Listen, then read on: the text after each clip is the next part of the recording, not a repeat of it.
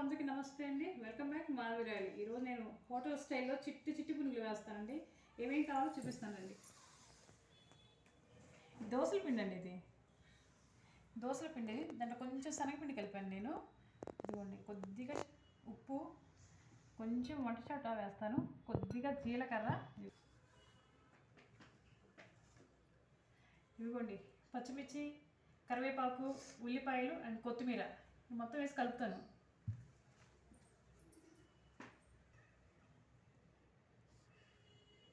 కొద్దిగా సాల్ట్ వేస్తున్నాను. ఫస్ట్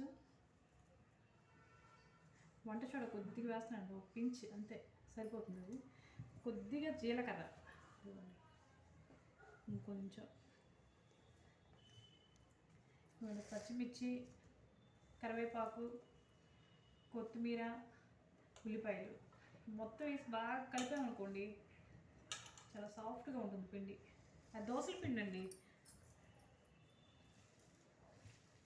దోసలకు వేస్తాం కదా, అదే పిండి సేమ్. ఆ పిండిలో కొంచెం నేను 2 స్పూన్లు శనగపిండి కలిపాను టైట్ కోసం అండి.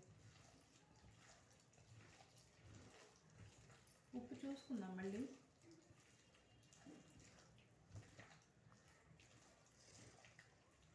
ఇవి చిట్టి చిట్టి అంటే చిన్న చిన్న పునుగులు వేసామనుకోండి క్రంచీగా లోపల బాగా కుక్ అవుతుంది, చాలా బాగా వస్తాయండి, కరకరలాడుతూ వస్తాయి. చూపిస్తాను చూడండి. ఒకసారి ఉప్పు చూస్తాను సరిపోయిందా లేదా.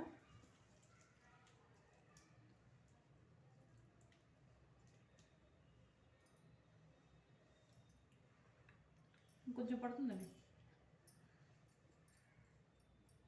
ఇంకొంచెం సరిపోతుంది.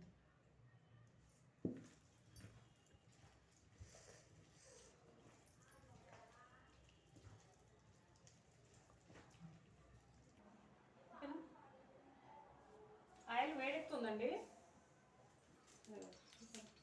జస్ట్ ఇంక 2 నిమిషాలు ఉంటే వేసేసుకోవచ్చు. ఇంకొంచెం 2 నిమిషాలు ఆగాలి.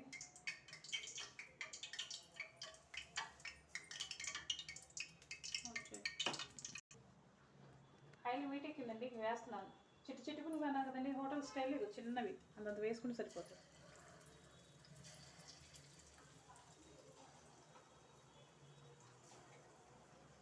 చిన్నవి ఇలా వేస్తే క్రంచీగా కరకరలాగా వస్తాయి.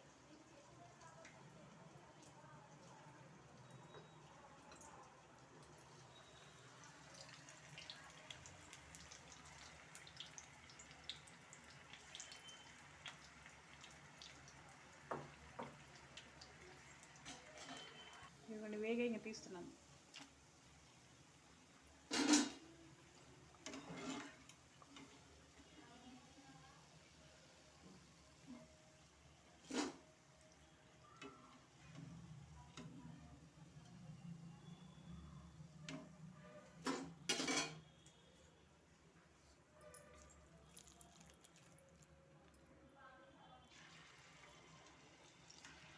ఉల్లిపాయలు, కొత్తిమీర, కరివేపాకు వేసాం కదండి, బాగా వేగి మంచి స్మెల్ వస్తున్నాయి పునుగులు. కొద్దిగా జీలకర్ర వేసాను, బాగున్నాయి. హోటల్ స్టైల్ చిట్టి చిట్టి పునుగులు రెడీ అండి. ఇవి చట్నీతో కానీ లేదా కారపొడితో అయినా బాగుంటుంది. ఒకసారి టేస్ట్ చేసి చెప్తాను అలా ఉంది. దీంట్లో ఒక పచ్చిమిరపకాయ టమాటా పచ్చడి చాలా బాగుంటుందండి. పిల్లలు తింటారు కాబట్టి నేను చట్నీ చేశాను, కారపొడి కూడా ఉందన్నమాట. చూడండి ఎంత క్రంచీ వేడిగా ఉన్నాయండి. చూడండి సౌండ్ ఎలా వస్తుందో అలా రావాలండి. లోపల చూసి ఎంత బోల్గా వచ్చేసిందో ఇలా రావాలి. వేడి వేడి అండి. కారపొడులు అయితే చాలా బాగుంటాయి.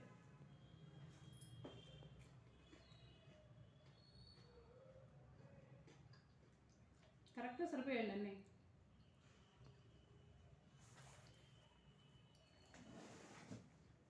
ఎంత క్రంచీగా ఉన్నాయి, కరకరలాడుతూ బాగున్నాయి.